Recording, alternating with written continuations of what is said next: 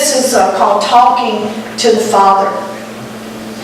This man said that an old missionary couple had been working in Africa for years. I told y'all.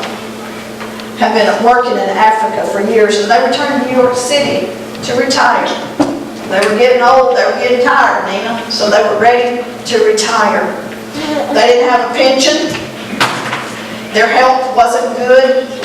Things, didn't exactly work out like they wanted them to work out. They felt defeated and they felt discouraged, he said, as they were coming home.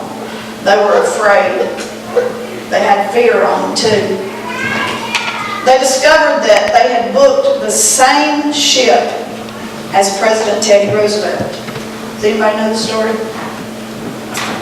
He was returning from one of his big game hunting adventures, expeditions. They said, I do remember reading about Teddy Roosevelt in school, and I do remember, I don't know if any of y'all remember, but I do remember something about the hunting, and that he was a big hunter, a big game man.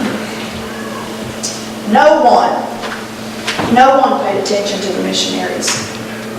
The missionaries that had gave their life, given everything that they had, 40 years or 50 years, however many years they had given in Africa, helping the people and doing for the people and giving to the people and just giving out till they just couldn't give out anymore. Anyway, they watched all of this happen. And the missionary said to his wife, something just ain't right here. Something's wrong. Why should we have given our lives in faithful service to God in Africa all these years and have no one to care for us? Why would that happen? Why would that happen? The man comes back from a hunting trip and everybody just makes a big ado about him, he said. The wife looked at him and she said, dear, you shouldn't feel that way. That's not the way that you should feel. He said, I can't help it. I can't help it because it's just not right. He was upset. According to this man in his book that he wrote, this man was upset. When the ship docked in New York, the band was waiting to greet the president, of course. The mayor, the dignitaries, the newsmen, everybody was all around. They were there to welcome the president home. But no one welcomed the missionaries. I think about our soldiers, Joey. And it makes me cry inside. How some of them come home and nobody's there to greet them. I've heard them say it before, and it breaks your heart. These people, these missionaries, they slipped off of the ship and they found a cheap little flat to live in for the rest of their lives, hoping that the next day when they both got out that they could find a job because they didn't have a lot left to live on. The man said to his wife, he said, I just can't take this. I just can't take this. It's just not right. Somebody should have been there for us. God, he began to blame God. He said, God's not treating us fairly. He's not treating us right. We've done all of this for him, and we ain't getting anything. Nothing. His wife replied to him that night. She said, why don't you just go to the bedroom, talk to the Lord? Why don't you just go get it out? Just tell him. Sometimes when we have to just get it out and say, Lord, this is how I feel. I've been there. I don't know if any of y'all are brave enough, I guess you could say, brave enough to go before the Lord and say, Lord, I'm just not happy. This is not right. I feel like I'm just in the wrong place, do something, God. We've all done it, I'm sure. Short time later, he comes walking out of the bedroom. But now, his face is completely different. He's got a different look. When we go to the Lord, when we give it to the Lord, things change. Things change. We can go and go and go and go and not give it to God. And we're going to stay in the same place that this man was in. And him, a Christian, had been working for God for years and years and years and years. But he was upset. And he had not given it to God. We must give these things to God and do it quickly. Do it quickly.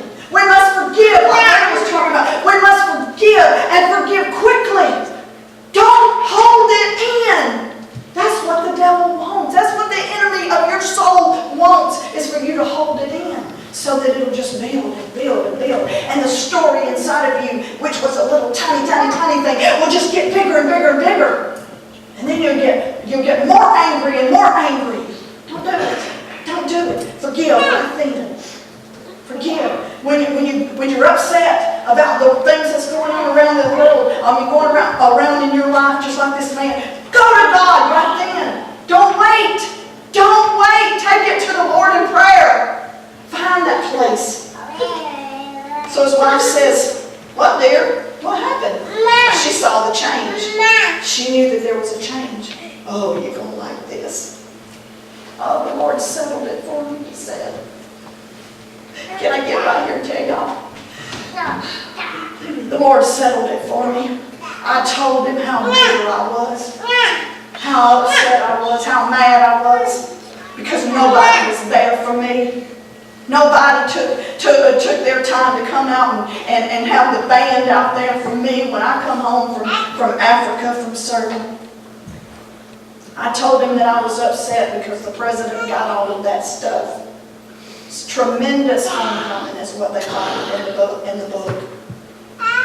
And he says, when I finished, when I stopped, when everything got quiet, when I was listening to the Lord finally, when I was listening to the Lord, because we do that. I'm just making it go a little bit longer, y'all, because this is so good.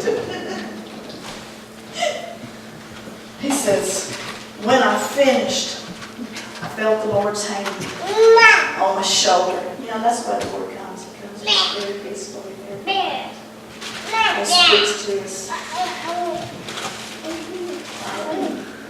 And he says, but daughter, you're not home yet. You're not home yet. You're not home yet. That's why we don't get a fanfare. That's why we don't get people saying all kinds of things. Can you imagine what's going to happen when we get there? Can you imagine? There's going to be a fanfare. There's going to be, Jesus is going to be there. The angels of the Lord is going to be there. And we're going to be able to just fall down before God and say, oh Lord, I've waited and I've waited and I've waited for this day. And then that's when we're going to receive our rewards.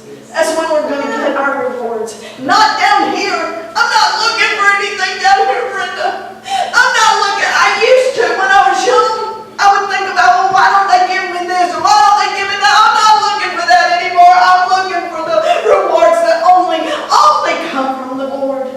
What the Lord will give us. Because that's all that's worth. That's the only thing that's worth having.